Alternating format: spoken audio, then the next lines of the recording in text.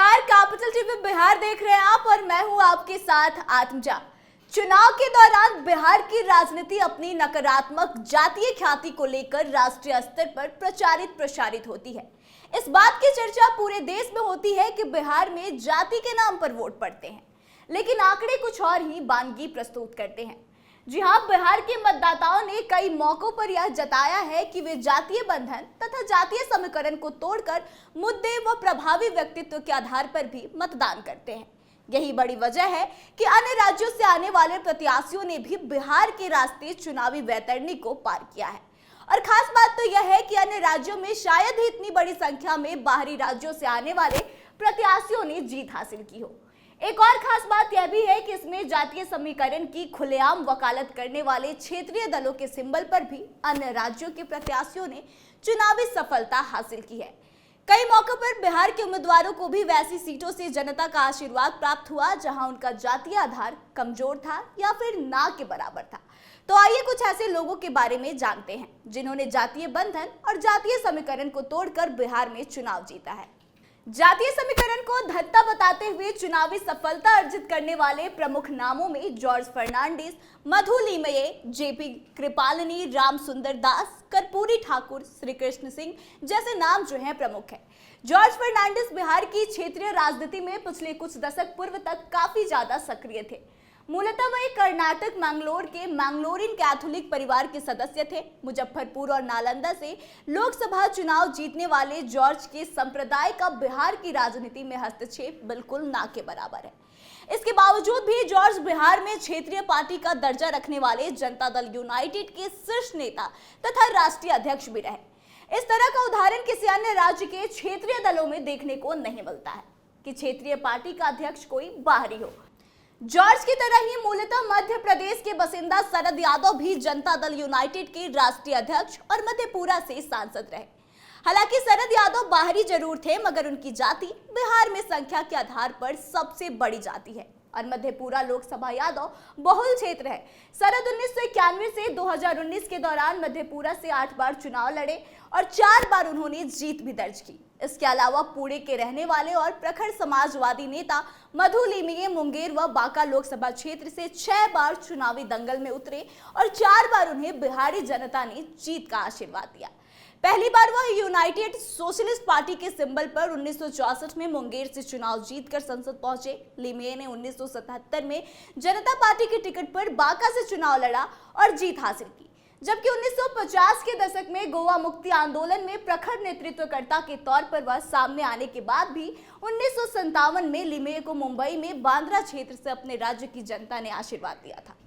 वहीं जेपी कृपालिनी भी बिहार के रास्ते लोकसभा में जाने में कामयाब रहे। वे 1947 में भारतीय राष्ट्रीय कांग्रेस के अध्यक्ष रहे, तब भारत को आजादी मिली ही थी। वहीं पहली बार 1952 में भागलपुर से प्रजा सोशलिस्ट पार्टी के सिंबल पर लोकसभा चुनाव उन्होंने जीता। बाहरी उम्मीदवारों के अलावा अब अगर बिहार की बात करें तो बिहार के भी कई ऐसे राजनेता हैं जिन्होंने जातीय समीकरण और जातीय बंधन को तोड़ते हुए चुनावी जीत हासिल की है। बता दें कि बिहार के प्रथम मुख्यमंत्री श्री कृष्ण सिंह ने आजादी के बाद पहला विधानसभा चुनाव मुंगेर के खड़गपुर क्षेत्र से लड़ा था और उसे जीता भी था। वहीं खड़गपुर क्षेत्र में श्री कृष्ण सिंह की जाति की बहुलता नहीं थी। श्री कृष्ण सिंह की तरह ही बिहार के 2 अन्य मुख्यमंत्री रहे राम सुंदर दास और भारत रत्न से सम्मानित कर्पूरी ठाकुर ने भी बिना अपनी जातीय ताकत के चुनाव में जीत हासिल की। राम सुंदर दास 1977 में सोनपुर से विधायक निर्वाचित हुए थे। जनता पार्टी के राम सुंदर दास रविदास जाति से आने के बाद भी 1977 में सामान्य क्षेत्र से रामेश्वर प्रसाद राय को हराया था। वहीं कर्पूरी ठाकुर बिहार में 1 बार उप मुख्यमंत्री, 2 बार मुख्यमंत्री और दशकों तक विधायक और विरोधी दल के नेता रहे। 1952 की पहली विधानसभा चुनाव जीतने के बाद उन्होंने कई चुनावों में जीत अर्जित की, जबकि आंकड़े गवाह हैं कि अपने जातीय संख्या के बल पर कर्पूरी ठाकुर का चुनाव जीतना बिहार के किसी भी क्षेत्र से कितना मुश्किल था। कर्पूरी ठाकुर का जन्म नाई जाति में हुआ था। इसी तरह बिहार के पूर्णिया से अजीत सरकार लगातार 4 बार विधायक बने। माकपा नेता अजीत सरकार बंगाली थे। इसके बाद भी पूर्णिया विधानसभा से बार विधायक बने। इसके अलावा निखिल कुमार चौधरी जो बिहार के कटिहार निर्वाचन क्षेत्र का प्रतिनिधित्व करते हुए 13वीं, 14वीं और 15वीं लोकसभा के सदस्य थे। इन्होंने भी जातीय समीकरण को खारिज करते हुए चुनावी सफलता हासिल की। बता दें, निखिल चौधरी भूमिहार जाति से आते हैं और कटिहार में निखिल चौधरी को हिंदुओं के प्रबल पैरोकार के तौर पर जाना जाता है।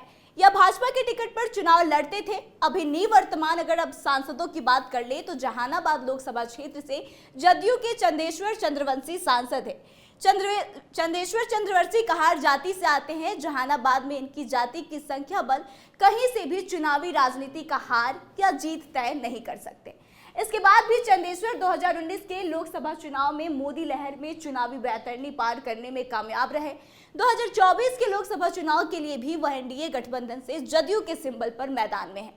तो अब आंकड़े ही गवाही दे रहे हैं कि जातीय ताने बाने को लेकर जिस बिहार को दागदार किया जाता है, उसकी असल कहानी जो है वह कुछ और है। राष्ट्रीय स्तर की पार्टियों के सिंबल पर अन्य राज्यों के भी उम्मीदवारों को बिहार के लोगों ने जिताया है, मगर बिहार एकमात्र राज्य है जहां क्षेत्रीय दलों से अन्य राज्य के लोग लोकसभा पहुंचने में कामयाब होते रहे हैं। वहीं बिहार के उम्मीदवारों ने भी जातीय समीकरण को कई बार धत्ता बताया है।